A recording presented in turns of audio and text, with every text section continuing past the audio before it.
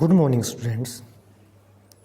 आज हम पढ़ने जा रहे हैं अध्याय 1 इतिहास फ्रांसीसी क्रांति। इसके अंतर्गत हमारा आज का टॉपिक है डायरेक्टरी शासित फ्रांस। तो आपको याद होगा कि पिछली वीडियो में मैंने आपको बताया कि फ्रांस के अंदर जो जैकोबिन सरकार बनी थी, जैकोबिन क्लब की सरकार बनी थी, जिसका जो नेता था उसका नाम था मैक्सिमिलियन रोबेस्पियर। तो मैक्सिमिलियन रोबेस्पियर की सरकार के पतन के बाद जब उसका अंत हो गया तो मध्यम वर्ग के जो संपन्न तबके के पास सत्ता आ गई। तो मध्यम वर्ग का जो संपन्न तबका था, यानी जो मध्यम वर्ग के जो व्यापारी लोग थे जिन्होंने अपने दूसरे देशों के साथ व्यापार करके धन कमाया था, तो उस मध्यम वर्ग के पास आ गई सत्ता आ गई। उन्होंने क्या किया, नए संविधान का निर्माण किया गया। उस नए संविधान के तहत संपत्ति विहीन तबके को मताधिकार से वंचित कर दिया गया था। तो जो नया जो तबका है, क्योंकि जैकोबिन की सरकार में सभी वो व्यक्ति जिनकी उम्र 21 या 21 साल से ऊपर थी, चाहे उनके पास संपत्ति हो या ना हो, उन सबको वोट देने का अधिकार दे दिया गया था। लेकिन जब ये मध्यम वर्ग की सरकार वहाँ पे आती है जैकोबिन की सरकार के पतन के बाद, तो वहाँ पर क्या है, एक नया संविधान है वो लागू होता है, और जिसमें संपत्तिहीन जो तबका था या संपत्तिहीन जो लोग थे उनको वोट के अधिकार से दोबारा फिर वंचित कर दिया जाता है। तो इस संविधान में 2 चुनी हुई विधान परिषदों का प्रावधान था। अब जो पूछ सकते हैं आपसे डायरेक्टरी शब्द से आप क्या समझते हैं, तो इस नई सरकार में संविधान में 2 चुनी हुई विधान परिषदों का प्रावधान था। इन 2 विधान जो परिषदें हैं उनका चुनाव किया जाता था। इन परिषदों ने 5 सदस्यों वाली एक कार्यपालिका, जिसका नाम क्या था, डायरेक्टरी, को नियुक्त किया। तो 5 सदस्य थे डायरेक्टरी के अंदर। और कार्यपालिका क्या होती है कि जो विधायिका क्या होती है, कानून बनाने वाली एक संस्था। कार्यपालिका क्या होती है, उन कानूनों को लागू करने वाली संस्था। तो जो पूरा जो क्या था, जैकोबिन सरकार के समय में जो पूरी जो सत्ता है वो किसके हाथ में थी, मैक्सिमिलियन रोबेस्पियर के हाथ में। लेकिन यहाँ पे कि ये समस्या पैदा ना हो कि सत्ता एक व्यक्ति के हाथ में आ जाए, तो इसलिए क्या हुआ, जो कार्यपालिका है उसमें 5 सदस्यों का प्रावधान है वो रखा गया, और पूरी सत्ता है उन 5 सदस्यों के हाथ में थी, जिसको डायरेक्टरी कहा गया। इस प्रावधान के जरिए जैकोबिनों के शासनकाल वाली एक व्यक्ति केंद्रित कार्यपालिका से बचने के लिए ऐसा किया गया। लेकिन डायरेक्टरों का झगड़ा अक्सर विधान परिषदों से होता, और तब परिषद उन्हें बर्खास्त करने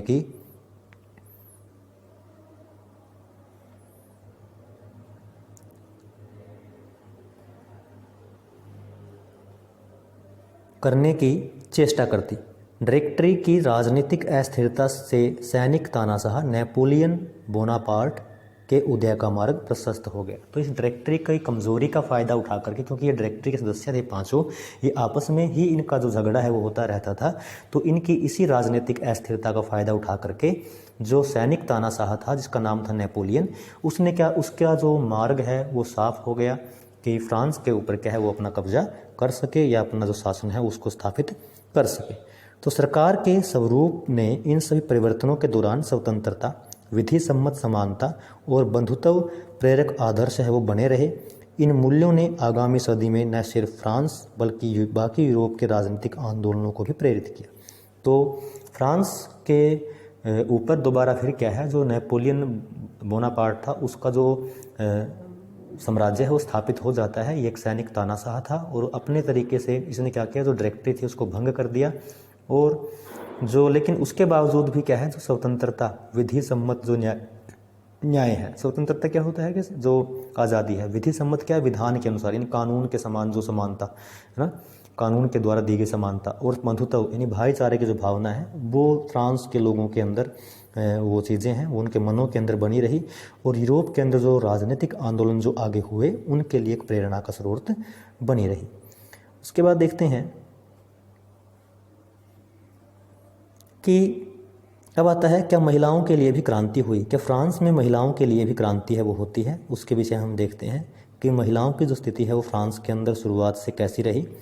महिलाएं शुरू से ही फ्रांसीसी समाज में इतने अहम परिवर्तन लाने वाली गतिविधियों में सक्रिय रूप से शामिल थी। जो भी परिवर्तन हुए 1789 की जो फ्रांसीसी क्रांति थी वहाँ से लेकर के, और जो नेपोलियन का जो शासनकाल था वहाँ तक महिलाओं ने क्या किया, जो फ्रांसीसी समाज के अंदर जितने ही परिवर्तन हुए उनके अंदर बढ़ चढ़ करके भाग लिया था। उन्हें उम्मीद थी कि उनकी भागीदारी क्रांतिकारी सरकार को उनका जीवन सुधारने हेतु ठोस कदम उठाने के लिए प्रेरित करेगी।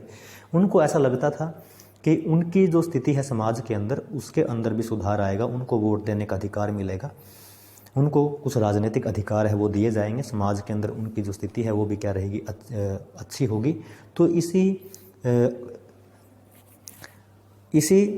सोच के साथ या इसी आशा के साथ क्या है, वो अपना जो योगदान है वो फ्रांसीसी समाज के अंदर लगातार देती आ रही थी। तीसरे स्टेट की अधिकांश महिलाएं जीविका निर्वाह के लिए काम करती थी। तीसरे स्टेट की जो अधिकांश महिलाएं थी, जैसे कि हमने पढ़ा फ्रांस की क्रांति के दौरान, प्रथम स्टेट, द्वितीय स्टेट और तृतीय स्टेट। तो तृतीय स्टेट की जो महिलाएं थी वो अपना जीवन यापन करने के लिए काम करती, जैसे सिलाई करना, बुनाई करना, कपड़ों की धुलाई करना, बाज़ारों में फल फूल और सब्जियां बेचना, और जो संपन्न घरों की यानी अमीर घरों के अंदर क्या है, घरेलू काम करना, वहाँ पर एक नौकरानी के रूप में काम करना। बहुत सारी जो महिलाएं हैं वो वेश्यावृत्ति भी करती थी। अधिकांश महिलाओं के पास पढ़ाई लिखाई और तथा व्यावसायिक प्रशिक्षण के मौके नहीं थे। अधिकांश महिलाएं ऐसी थी जो अनपढ़ थी, उनके पास किसी प्रकार की कोई ट्रेनिंग, एक कोई भी काम होता है तो उसके सीखने के लिए एक ट्रेनिंग है वो होती है, तो व्यावसायिक प्रशिक्षण है, किसी भी काम के लिए अलग से व्यावसायिक प्रशिक्षण का उनके पास मौका नहीं था। केवल जो कुलीन थी यानी जो अमीर घरों की लड़कियां थी और तीसरे स्टेट के धनी परिवारों की जो लड़कियां थी वही कॉन्वेंट में पढ़ती थी। तो कॉन्वेंट यहाँ पे क्या है, तो कॉन्वेंट एक ऐसी जगह है जहाँ पर जो लड़कियां हैं वो वहाँ पर रहती थी और वहीं पर क्या है उनकी पढ़ाई होती थी। तो कॉन्वेंट एक प्रकार की एक बिल्डिंग है जहाँ पर रहना, मतलब वो वहीं रहती थी और इसके बाद उनकी शादी कर दी जाती थी। कामकाजी महिलाओं को अपने परिवार का पालन पोषण करना पड़ता था। जो काम करने वाली महिलाएं थी, जैसे खाना बनाना, पानी लाना, लाइन लगाकर पाव रोटी लाना, बच्चों की देखरेख करना, उनकी मजदूरी पुरुषों की तुलना में कम थी। लेकिन इसके बावजूद भी क्या था, फ्रांस के अंदर जो महिलाओं की जो मजदूरी थी वो पुरुषों की तुलना में कम थी। मतलब जो मजदूरी है वो पुरुषों की तुलना में कम दी जाती थी। तो इस प्रकार क्या था, फ्रांस के अंदर जो महिलाओं की स्थिति थी वो काफ़ी दयनीय थी। महिलाओं ने अपने हितों की हिमायत करने और उन पर चर्चा करने के लिए खुद के राजनीतिक जो क्लब है वो बनाने शुरू किए, अखबार निकाले। तो महिलाओं ने अपनी स्थिति को सुधारने के लिए खुद प्रयास करना शुरू किया। फ्रांस के विभिन्न नगरों में महिलाओं के लगभग 60 क्लब अस्तित्व में आए। तो ऐसे लगभग 60 क्लब है वो बनाए गए महिलाओं के द्वारा, ताकि वो अपनी स्थिति के अंदर सुधार कर सके और अपने आप को समाज के अंदर क्या है, अपना जो अस्तित्व है उसको साबित कर सके। ऐसा ही एक क्लब था जिसका नाम था the society of revolutionary and Republican women. इसको आपने याद करना है, जो सबसे मशहूर क्लब था। उसकी एक मांग थी, मांग क्या थी कि महिलाओं को पुरुषों के समान राजनीतिक अधिकार हैं वो प्राप्त होने चाहिए, जैसे वोट देने का अधिकार है या चुनाव में खड़े होने का अधिकार है, चुनाव लड़ने का अधिकार है। महिलाएं इस बात से निराश हुई कि 1791 में जो संविधान बना उसमें केवल उन्हें निष्क्रिय नागरिक का दर्जा दिया गया। तो फ्रांस के अंदर दो तरह के नागरिक थे, एक निष्क्रिय, दूसरा सक्रिय। सक्रिय वो थे जिनको वोट देने का अधिकार था और निष्क्रिय वो थे जिनको वोट देने का अधिकार नहीं था। तो महिलाओं को इस निष्क्रिय नागरिक की श्रेणी में रखा गया था। महिलाओं ने मताधिकार, असेंबली के लिए चुने जाने और राजनीतिक पदों पर चुनाव करने की जो मांग है वो रखी। उनका मानना था कि तभी नई सरकार में उनके हितों का प्रतिनिधित्व हो पाएगा। जब तक महिलाएं खुद अपने आप क्या है उन संस्थाओं के अंदर चुन करके नहीं जाएंगी, तब तक क्या है अपने लिए वो सही जो कानून है वो नहीं बनवा सकती। प्रारंभिक वर्षों में क्रांतिकारी सरकार ने महिलाओं के जीवन में सुधार लाने वाले कुछ कानून लागू किए, जैसे सरकारी विद्यालयों की स्थापना के साथ सभी लड़कियों के लिए स्कूली शिक्षा को अनिवार्य कर दिया गया, जरूरी कर दिया गया। तो ये कुछ कदम है वो उठाए गए। फ्रांसीसी जो समाज है या सरकारें हैं उस समय। और उसके बाद क्या है कि अब पिता उन्हें उनकी मर्जी के खिलाफ शादी के लिए बाध्य नहीं कर सकते थे। शादी को स्वैच्छिक अनुबंध मान लिया गया कि अपनी इच्छा से वो शादी कर सकती है। नागरिक कानूनों के तहत उनका पंजीकरण किया जाने लगा, उनको भी क्या है देश का नागरिक समझा जाने लगा। तलाक को कानूनी रूप दे दिया गया और मर्द औरत दोनों को ही इसकी अर्जी देने का अधिकार दे दिया गया, कोई भी तलाक ले सकता है। अब महिलाएं व्यावसायिक प्रशिक्षण ले सकती थी, कलाकार बन सकती थी और छोटे मोटे जो व्यवसाय हैं वो चला सकती थी। तो इस प्रकार क्या है, थोड़ा सा जो उनकी जो स्थिति है समाज के अंदर, उसके अंदर क्या है थोड़ा थोड़ा जो सुधार है वो आना शुरू हो गया था।